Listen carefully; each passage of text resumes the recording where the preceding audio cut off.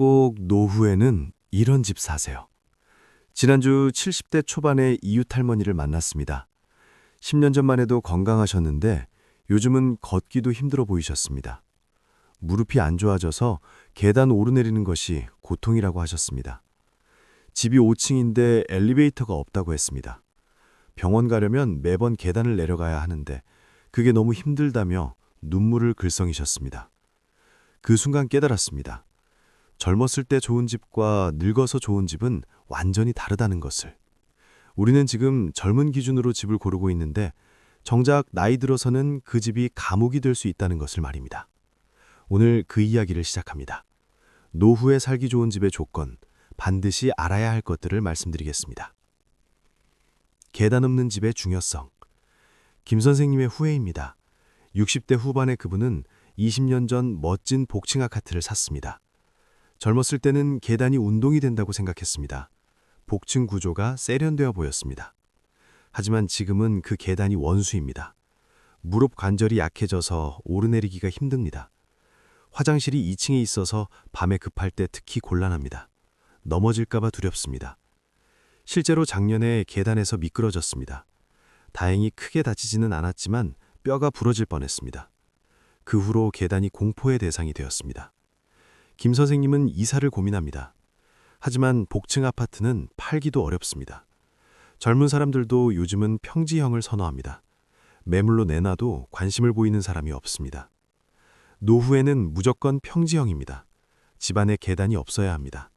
현관에서 모든 방까지 턱없이 평평해야 합니다. 휠체어를 타게 될 수도 있기 때문입니다. 그런데 평지형만으로는 부족했습니다. 더 중요한 것이 있었습니다. 엘리베이터는 필수. 박 여사님의 고통입니다. 60대 중반의 그분은 빌라 4층에 삽니다. 젊었을 때는 괜찮았습니다. 계단 운동이 건강에 좋다고 생각했습니다. 하지만 지금은 다릅니다. 허리 디스크가 생겼습니다. 무릎도 안 좋아졌습니다. 4층까지 올라가는 것이 매일의 고역입니다. 장을 보고 돌아올 때가 가장 힘듭니다. 무거운 짐을 들고 계단을 오르면 숨이 찹니다. 쉬어가며 올라가야 합니다. 1시간 걸리는 장보기가 반나절 일이 됩니다. 겨울에는 더 위험합니다. 계단이 얼면 미끄럽습니다. 넘어질까 봐 조심조심 걷습니다. 그러다 보면 시간이 더 오래 걸립니다. 박 여사님은 엘리베이터 있는 아파트로 이사 가고 싶습니다. 하지만 형편이 안 됩니다. 지금 집을 팔아도 엘리베이터 있는 곳은 비쌉니다. 감당할 수 없습니다. 노후에는 엘리베이터가 필수입니다. 3층 이상이면 반드시 엘리베이터가 있어야 합니다. 2층도 나중에는 힘들 수 있습니다. 가능하면 저층을 선택하는 것이 좋습니다. 병원 가까운 곳. 최 선생님의 절실함입니다. 70 가까운 나이에 그분은 당뇨와 고혈압이 있습니다. 정기적으로 병원을 다녀야 합니다.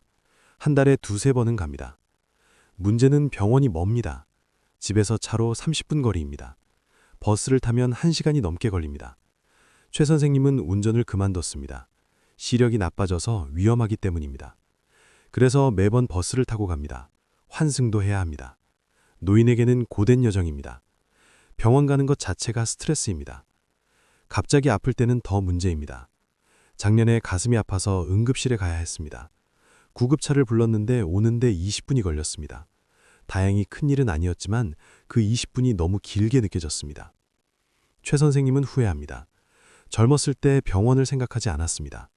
교통, 학군, 직장 접근성만 봤습니다. 하지만 나이 들면 병원이 가장 중요합니다.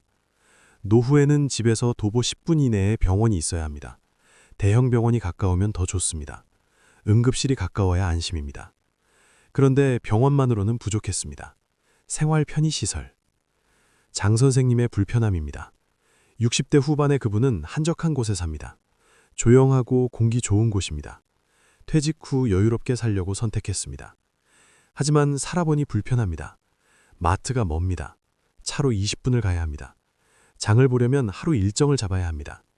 은행도 멉니다. ATM도 동네에 없습니다. 돈을 찾으려면 차를 타고 나가야 합니다. 요즘은 인터넷 뱅킹을 쓰지만 가끔 은행에 직접 가야 할 일이 있습니다. 약국도 문제입니다. 동네에 하나 있는데 문을 자주 닫습니다. 급하게 약이 필요할 때 난감합니다. 음식점도 거의 없습니다. 배달도 안 됩니다. 집에서 해먹어야 하는데 나이 들면 요리하기 싫을 때가 많습니다. 장 선생님은 깨달았습니다. 조용한 것보다 편리한 것이 더 중요하다는 것을. 나이 들면 차로 멀리 다니기 어렵습니다. 걸어서 갈 수 있는 거리에 모든 것이 있어야 합니다. 노후에는 마트, 은행, 약국, 음식점이 도보거리에 있어야 합니다. 생활이 편리해야 합니다. 대중교통의 중요성. 이 선생님의 깨달음입니다. 60대 중반의 그분은 작년에 운전을 그만뒀습니다. 반응 속도가 느려졌고 시력도 약해졌고 사고 날까봐 두려웠습니다. 차를 포기하니 갑자기 세상이 좁아졌습니다. 집이 지하철역에서 멉니다. 버스 정류장도 10분을 걸어가야 합니다. 버스 배차 간격도 깁니다. 친구를 만나려면 택시를 타야 합니다. 병원 갈 때도 택시입니다. 장 볼 때도 택시입니다. 택시비가 만만치 않습니다. 한 달에 수십만 원씩 나갑니다. 이 선생님은 후회합니다. 집을 고를 때 지하철역 가까운 곳을 선택할 걸 그랬습니다. 차가 있으니까 상관없다고 생각했는데 큰 실수였습니다. 나이 들면 운전하기 어렵습니다. 대중교통에 의존하게 됩니다. 지하철역이 가까워야 합니다. 도보 10분 이내가 좋습니다.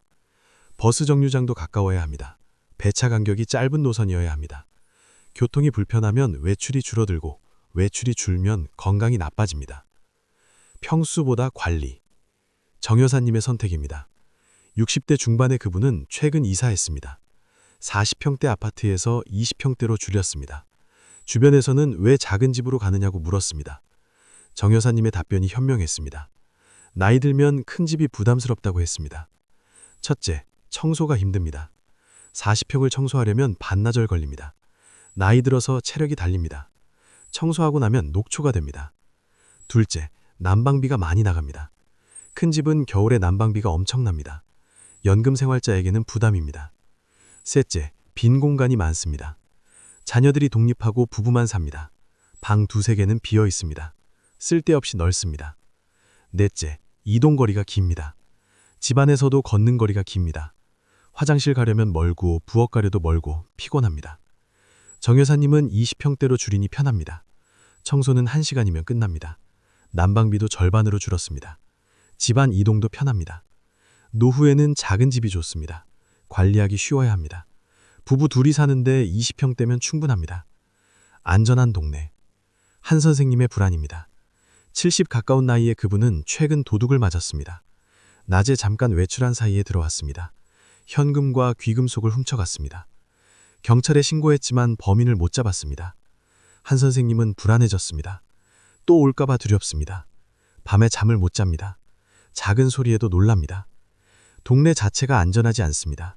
가로등이 어둡고 골목이 좁고 인적이 드뭅니다. 저녁에 혼자 다니기 무섭습니다. 한 선생님은 이사를 고민합니다. 더 안전한 동네로 가고 싶습니다. CCTV가 많고 경비가 철저하고 사람들이 많이 다니는 곳을 원합니다. 노후에는 안전이 최우선입니다. 범죄율이 낮은 동네를 선택해야 합니다.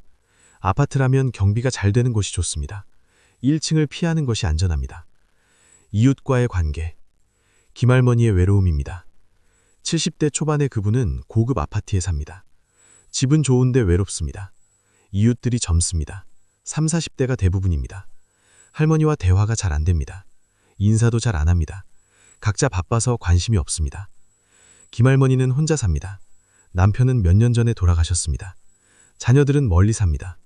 하루 종일 말 한마디 안 할 때가 많습니다. 작년에 아파서 집에 누워 있었습니다. 이웃의 도움을 청하고 싶었지만 친한 사람이 없었습니다. 혼자 버텨야 했습니다. 정말 외롭고 무서웠습니다. 김할머니는 깨달았습니다.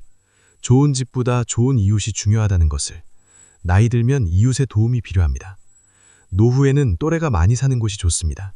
서로 의지할 수 있습니다. 경로당이나 노인정이 가까우면 더 좋습니다. 외로움을 덜 수 있습니다. 미래를 생각한 선택.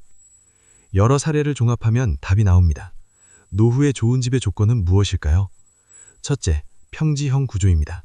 계단이 없어야 합니다. 둘째, 저층에 엘리베이터가 있습니다. 2층 이하가 좋습니다. 셋째, 병원이 가깝습니다. 도보 10분 이내가 이상적입니다. 넷째, 생활 편의시설이 가깝습니다. 마트, 은행, 약국이 걸어서 갈 수 있어야 합니다. 다섯째, 대중교통이 편리합니다. 지하철역이나 버스 정류장이 가까워야 합니다. 여섯째, 관리하기 쉬운 크기입니다. 20평대면 충분합니다. 일곱째, 안전한 동네입니다. 범죄율이 낮고 경비가 철저해야 합니다. 8째, 또래 이웃이 있습니다. 서로 의지할 수 있는 공동체가 있어야 합니다. 지금 준비하기. 지금부터 준비해야 합니다. 70이 되어서 이사하기는 어렵습니다. 60 전후에 미리 옮겨야 합니다. 현재 집이 노후에 적합하지 않다면 바꾸는 것을 고려하십시오. 큰 집에서 작은 집으로, 외곽에서 도심으로, 계단 많은 것에서 평지로 옮기십시오. 돈이 부족하다면 지역을 바꾸는 것도 방법입니다. 서울 외곽의 큰 집을 팔고 경기도 중심지의 작은 집으로 갈 수 있습니다. 조건만 맞으면 위치는 중요하지 않습니다. 자녀와 가까운 것도 고려하십시오. 급할 때 자녀의 도움을 받을 수 있습니다. 손주도 자주 볼 수 있습니다. 마지막 당부. 여러분, 집은 단순한 자산이 아닙니다. 삶의 질을 결정하는 공간입니다. 특히 노후에는 더욱 그렇습니다. 젊었을 때 기준으로 집을